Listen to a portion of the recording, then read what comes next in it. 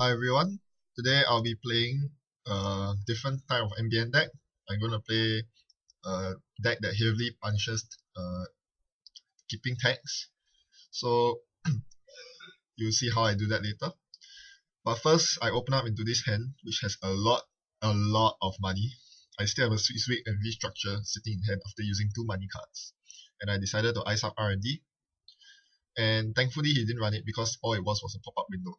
So he didn't run first turn, he just prepared, got everything ready for first turn. So I got pull off my restructure and got another piece of ice on R&D up, knowing that HQ is perfectly safe.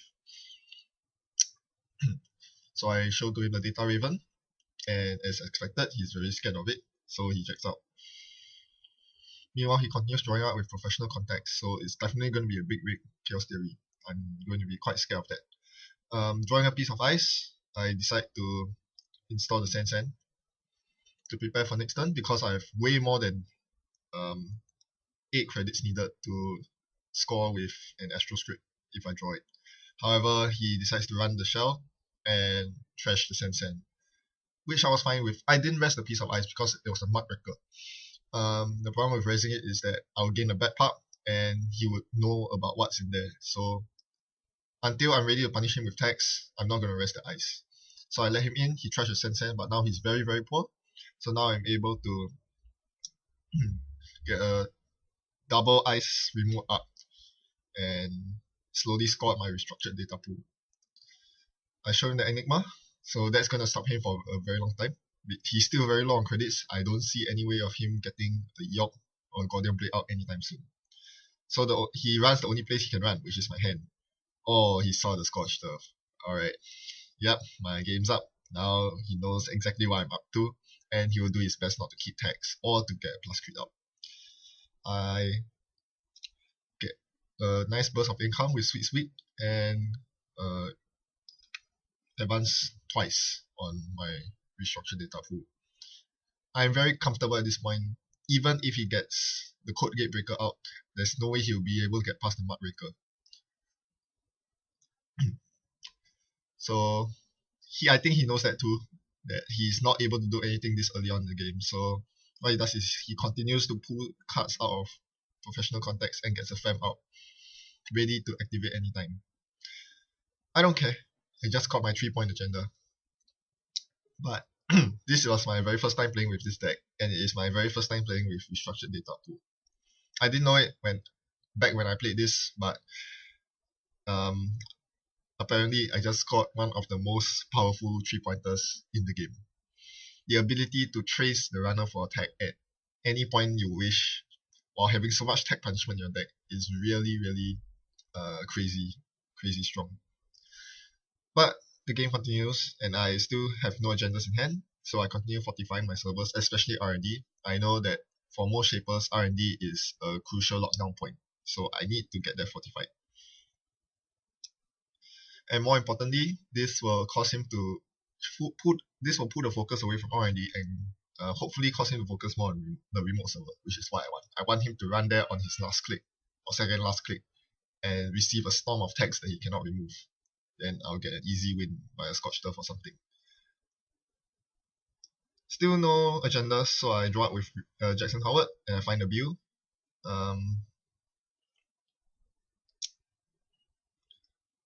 I decide to play around with my restructured data pool. I didn't feel it was safe enough to put the build in because he had a fam out, and yeah, now that he has some credits, he can easily bust through the remote if he wishes.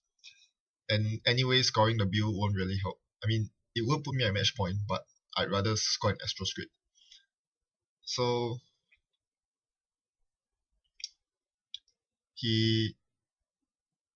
I think he evaded the tag by paying for the trace, and now he installs yet another fam on the personal workshop. Ooh, he's loaded. What I should have done here was to continue using the data pool traces and demolish his personal workshop. That would really hinder his tempo and allow me to get my scoring out. But instead of that, I decide to go quickly for the agenda points, thinking that there's still no way he can get past my server, even with 2 fams on personal workshop. So with a 3 deep remote server and Astroscript in a remote, I dared him to come in. Ooh, yeah, he saw that coming.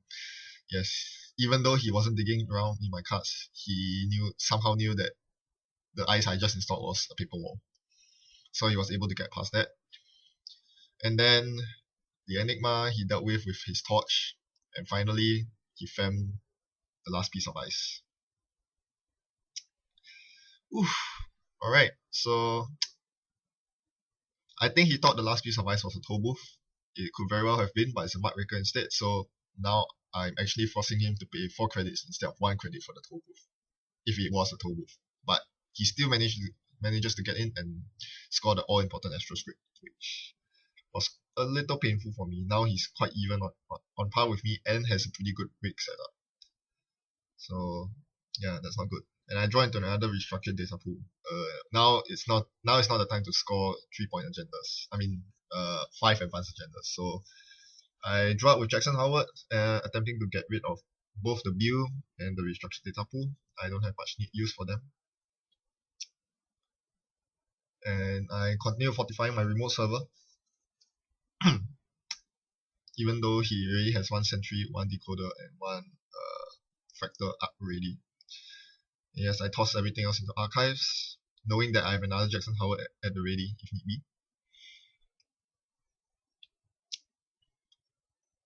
Recycling my 2 agendas that were in there, and a hedge fund.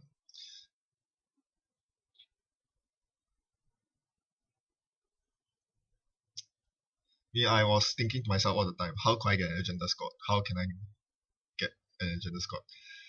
It's pretty hard.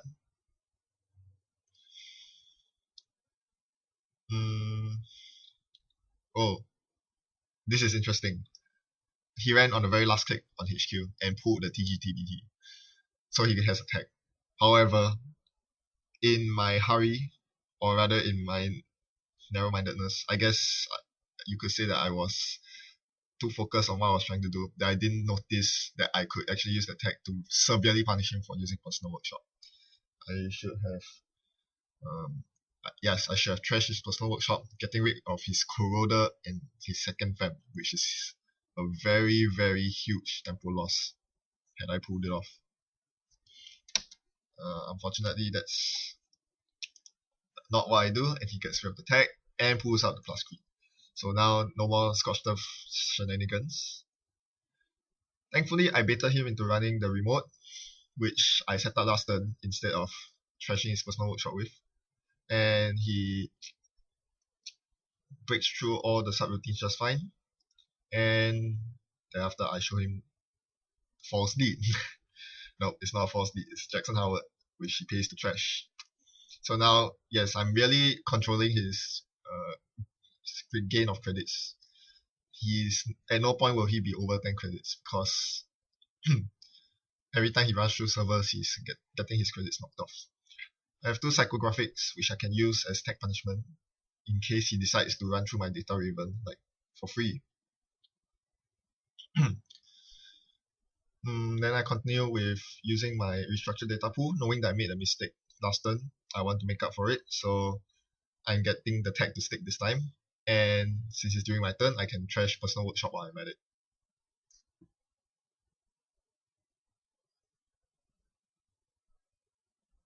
Of course, I think he knows that I had that idea in mind, so he eluded the trace, but I simply retrace him.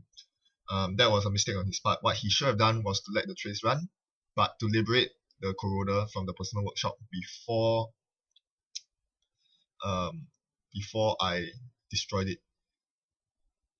The way he did it, he was left with 1 credit after beating my first trace, which prevented him from even liberating the corroder. So I knew that there was. So I got him to waste his money and trash his personal workshop, which was pretty important. Now my paper walls are safe once again. He dirty laundries, and which I don't really care because I haven't really been pulling many agendas. So he can access HQ all he wants. If anything, I'm gaining credits from pop-up windows, so that's good.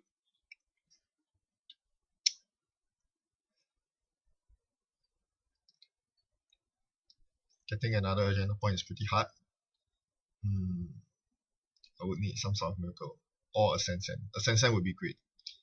Yes, a Sensen will allow me to score an agenda much more safely. He scavenges his fem for another fem, in essence relocating the fem token. So with the pressure on Mark Raker removed, this is a green light for me to score stuff in my remote. However, I have no agendas. So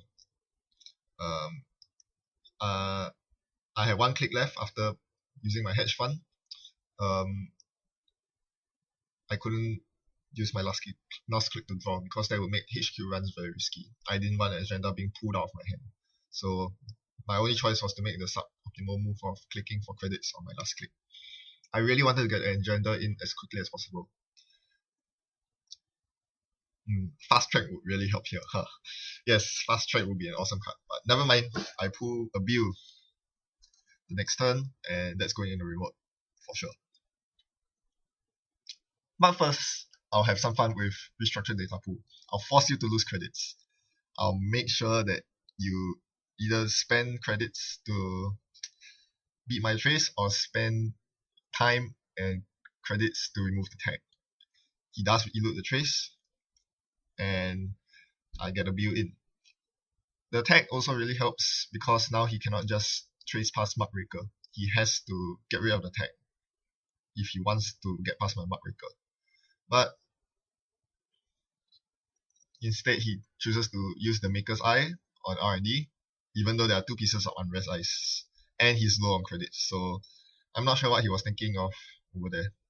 Maybe he thought it was two pop-up windows, but nope. Nope.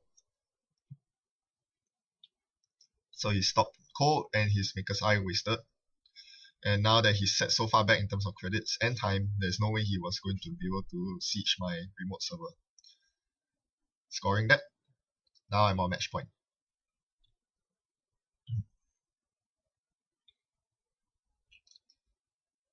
I just need one more agenda. And I knew that my remote server was plenty safe. It would cost Fem 6 credits to break through Mark Raker. 6 is quite a lot for someone who doesn't have Magnum Opus out. Plus another 2 for Enigma since he doesn't use York. That's 8 already, and there's still a piece of Unrest Ice in front. So he's definitely on the back foot here.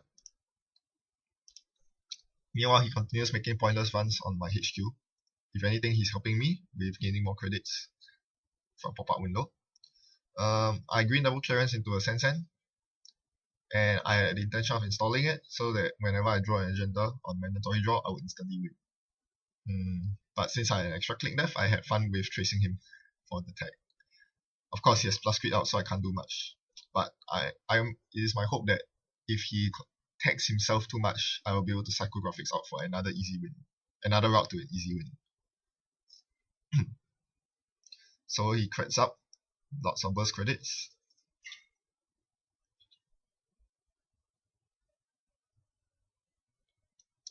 Takes a while to deliberate about what he should do. Is it an agenda? No, it's not. But can I trash it if it's a Sensen? There's always the question you ask yourself when playing it. Ooh, indexes. Alright, very well. I'm not sure how effective an indexing would be because this is his third click. I'm not that worried because he will only have one click to dig through R&D after that. He doesn't access any cards this turn, only next turn. And he's on 3 points to my 5 points. Even if he gets a restructured data pool, he won't win. So I still have at least one more turn to fetch my agendas from R&D. Unless he plays Maker's Eye. Ooh, okay, that's nasty. Yes. Now, the indexing Maker's Eye combo is really nasty. He gets to see 3 out of the 5 cards that he indexed. Probably all agendas. I watched in horror as he pulled the Astro script, another Astro script from my deck, and he misclicked, so he's running to get another 2 more cards from R&D, and knowing that he insists on accessing the cards, it means that there's another agenda in there. And sure enough, he got a restructured data pool and overwhelmed me for the win. Oh man, that was sick. That was so sick. I felt like I was robbed of the win because I was doing so well. I was keeping him on his tippy toes I was controlling him so well with after I got restructured the pool. The ability to tag him at any point in time was way too scary. I felt like I was in total control of the game. And then those two cards. Boom boom. And I'm gone. So yes. I think this game was a catalyst in uh, changing my game deck. Now I'm using the Maker's Eye instead of Medium in my game decks because I see how powerful the Maker's Eye is with raw speed. If you're playing a raw speed deck and you just want to place pressure as quickly as you can on R&D, the Maker's Eye is actually a far superior option to Medium, which takes lots of clicks to build up and be effective. Anyway, this is not a game deck, this is an NBN deck. I think it's pretty interesting, and I think it definitely has potential to work, especially against unsuspecting runners who don't see your Scorched Earths coming. And keep the hand size low for Sweet Sweet. That's all I have. Thanks for watching. Goodbye.